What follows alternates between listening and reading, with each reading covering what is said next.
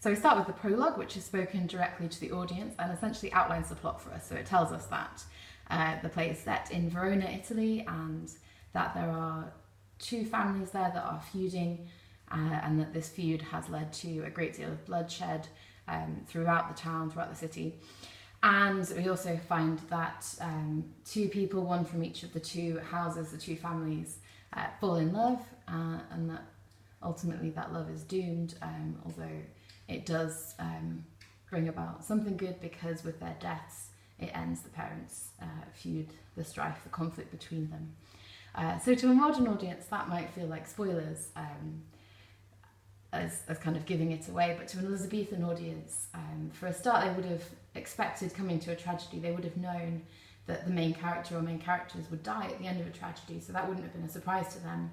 And also the Elizabethan theatre would have been quite a noisy place, and they didn't have microphones, so if you missed part of the plot, then the prologue would kind of give you a guide, so you would know roughly what was going on, even if you didn't quite hear.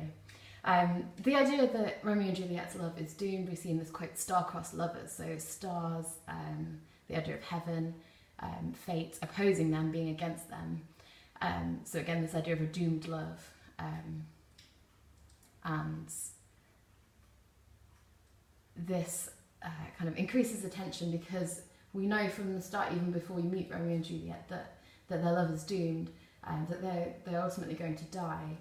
And so we are kind of waiting to see how that's going to happen. And even when we see them happy at the start with each other, we know that that can't last. So it's, again, Shakespeare increasing the tension there.